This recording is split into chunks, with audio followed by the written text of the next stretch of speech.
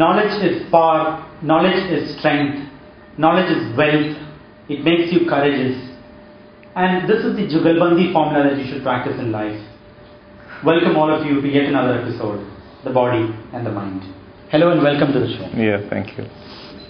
So there is a universal force inside a temple or a mosque or a church. In everywhere this force is there. You can call it any name.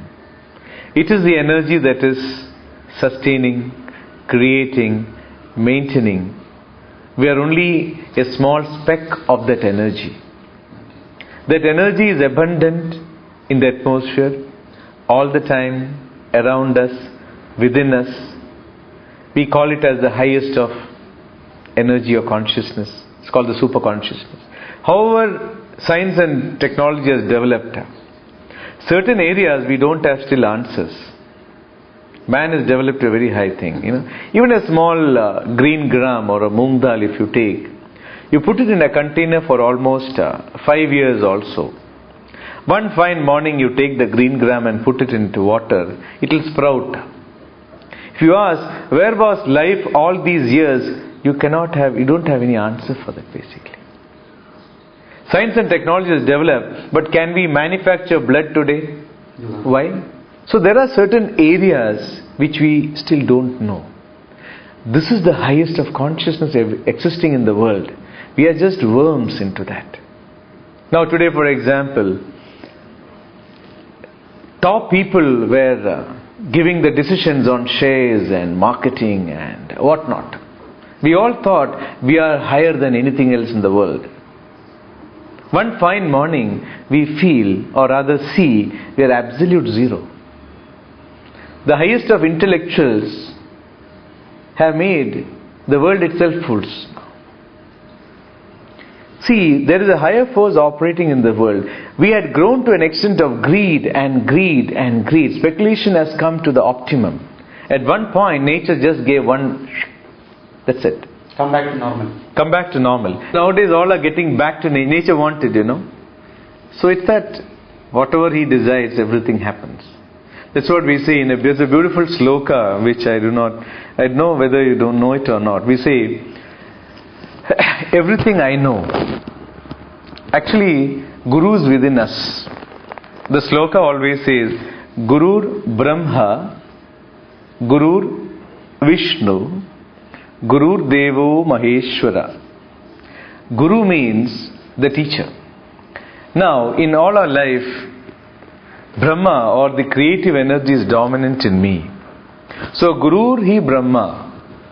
So, the creative energy in me, making me experience and work out certain strategies to develop the creativity in me, is making me learn plenty of things. That is my Guru.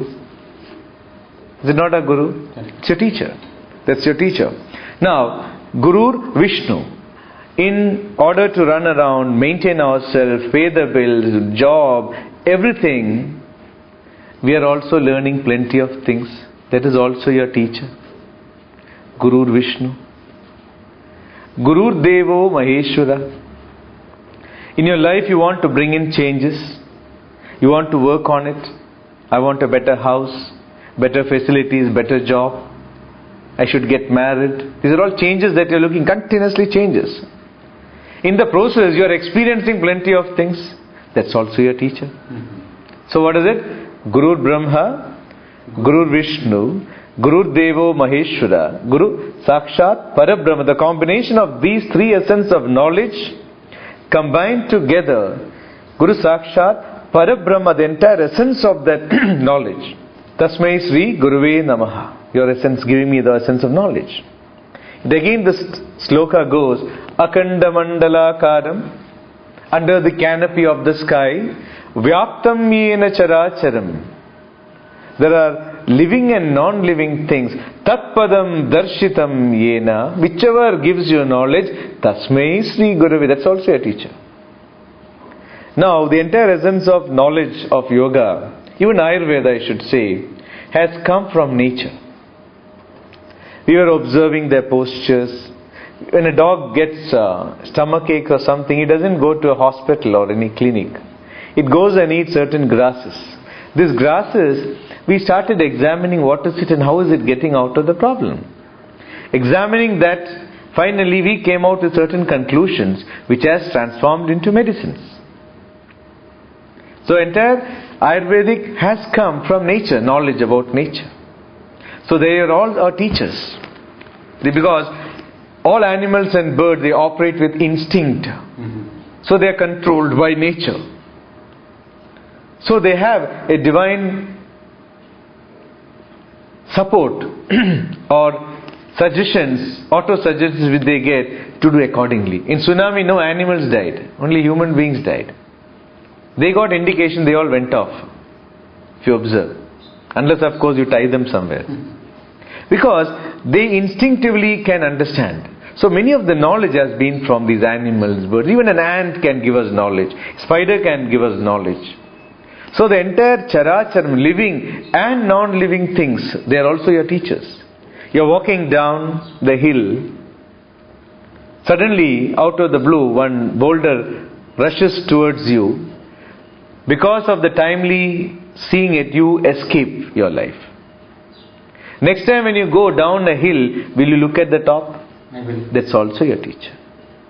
That's why the sloka beautifully says, Guru Brahma, Guru Vishnu, Guru Devo Maheshwara, Guru Sakshat Parabrahma, Tasmai Sri Guruve Namaha, Akanda Mandalakaram, Vyaptam Yena Characharam, Tatpadam Darshitam Yena, Tasmai Sri Guruve Namaha. That's also a teacher. So every day, Guru is in me. I am learning. I am gaining the essence of this knowledge. And this can come to you so that you don't repeat the mistakes only when you have two friends with you.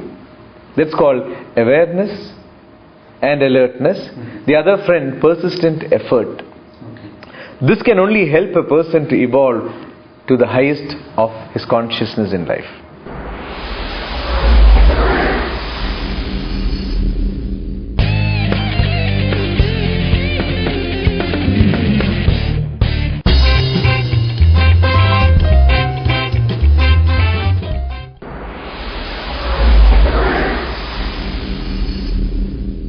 There is something called Prapancha Satya, is it not? There is a naked truth. But if you see, majority of the people are unaware or ignorant about such a science. And that will lead to all sort of problems. Yeah. So who knows this, learns this, adapts this and implements this, fine. But what about the others? Let's say 50%, 60% of the world. What happens? See, ignorance is never an excuse, For example, you're in a country and you do not follow the rules of the country or a company or a department. You cannot say, I did not know about it. For example, in Dubai, let us say. You cannot sit next to a driver's seat and not wearing your seat belt. The police catches you, you cannot say, I just came from India, I did not know about it. They say, that's okay, we'll check where you come, when you come and all, no issue. But now you pay 500 dirhams, fine. Any country, you cannot just say, I'm ignorant. Ignorance is not an excuse at all. If you're ignorant, you suffer. If you're ignorant about your health, you suffer. If you're ignorant about your food, you eat all the junk of food, you suffer.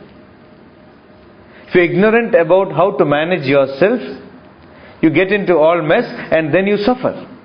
So ignorance is never an excuse in the world of nature. Nature has a rule. And the rule is very, very simple. And that rule was there from the beginning and it will be there till the end. The rule is, whatever you sow, that you reap. You sow a mango seed, you get a mango tree. If you sow an Alfonso mango seed, you get an Alfonso mango tree. You don't get govas in the tree. So anything that you sow accordingly, it comes to you. Now, when I do things out of ignorance, you cannot just say, I did not know about it. You suffer it, that's it. Now, another example, if you observe, what happens is, for example, a person who does things out of ignorance, he is not able to come out of it. Because he goes on continuing the same mistakes again and again. How can he come out of it? Only when he is aware and alert, the Guru in him helps him to come out. But many of the time, we repeat the mistakes again and again and again. Why? We are not even aware of what I am doing. A person who smokes, he knows it's not good. One part of him says, it's okay. Other part says, it's not good for you. But this okayness is only a temporary feeling of comfort. But tomorrow is going to suffer, he knows very well. So actually this is an essence of beautiful knowledge. It is always there in this world as a may I help you counter. We don't require marketing for this knowledge, because this is a genuine knowledge. For genuine things, no marketings are required. It's a may I help. When you want, you ask, you get it. You don't ask, you don't get it. So anyone in the world who wants to know more about it, he will get everything from it. Because this knowledge is not anywhere in the world, it is in you. The more you inquire about yourself, the more you start self-analyzing, the more you start introspecting, the entire essence of knowledge will manifest in you. You don't have to go anywhere. So this is because lack of ignorance on the subject and not being aware and alert of what we are doing or talking or thinking. Even today if you see, when a person is talking or you are talking to a person, he never listens to you fully. Half of it is, the moment you start, he also starts talking. So awareness and alertness has become to the lowest level. So that is why we are just going in that state. So this can come only when an individual starts understanding himself, introspecting on himself, working on himself, so that knowledge transcends from within. It's always there. And the more and more you inquire, I am telling you, this knowledge will come to you more and more and more. It will not just, we don't have to do any network marketing for this. So those who really want to learn, the initiative and interest is enough to get everything. If you don't have interest, you will not get it. So in many cases you can see parents who have been into this knowledge, the philosophy, the thing, but children were just after money. Because they have seen the parents suffering without money. They have the greatest of knowledge, but money was absent.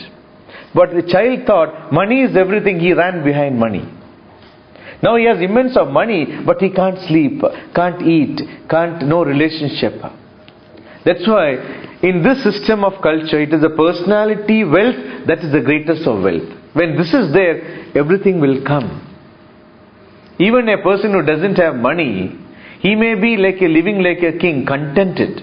A king will be like a beggar also. Because how much ever wealth he has, he is discontent within. He can't eat, he can't sleep. That contentment is not there. Contentment only can give you happiness, peace and everything in life. And this is the beauty of this knowledge. The more and more you understand about it, the more and more it gives you peace, confidence, humility, strength, simplicity, courage, fearlessness, strength, everything you get. So this is like a may I help you counter. Whoever asks, he will get it. You don't ask, you don't get it.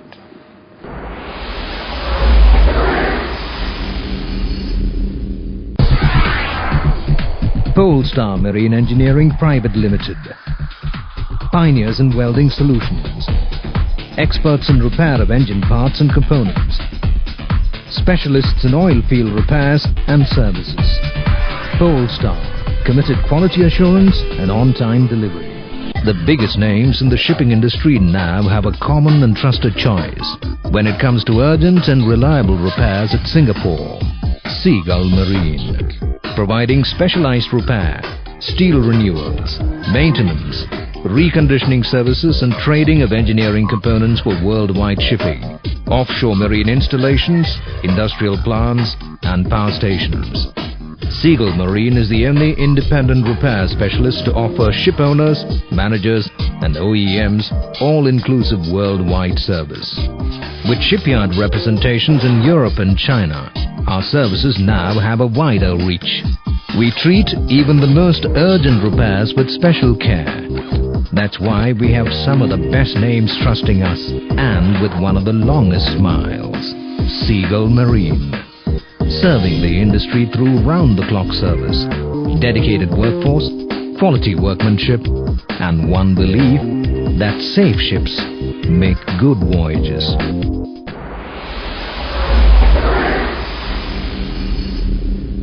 What happens after self-actualization? You die, or what happens? See, first of all, self-actualization means you feel that you want to achieve something in life. You want to have a company, you make 2 company, 3 company, 4 company. And you achieve everything that you want materialistically. And you have reached the brim. Then what? That's what you're asking? Yeah. What happens after getting everything? Self-actualization. See, self-actualization means once you get everything, then you should be feeling contented, But that doesn't happen. That doesn't happen. I'll tell you why. Because we human beings have one very important faculty called the mind. Mind is something which operates with a desire all the time. Desire and reflection and recollection on data. It's actually basically a sense of perception. Mind is always making you comfortable at every point. I didn't get food, I want food, I'm happy. I wanted a cycle, I go on pestering my daddy and mommy all the time. Finally I get a cycle, I am very happy for how many days? 1 day, 2 day, 3 day. First day you will not allow anyone to touch the cycle. After 10 days if I ask you, where is your cycle? You may say, cycle, cycle, where cycle? Cycle, it is there. Why? You are now thinking about a motorcycle. Then you want a car. Then you want the best car. See, there is no end to it. It goes on continuously. You want and want and want. Desires are not ending. But desires has to be there. Otherwise you don't live to achieve anything. So, a person who started to do a job or started a company, he wants to make more and more companies like this. And a stage comes, now he has money to live for 7 generations. But will he stop? No. Why? Because he is stuck in the process of the habitual conditionings of the mind. He cannot stop. He goes on and on and on. He travels all over the world. Cannot eat in time, sleep in time, not with relatives, not with his family, not with his children.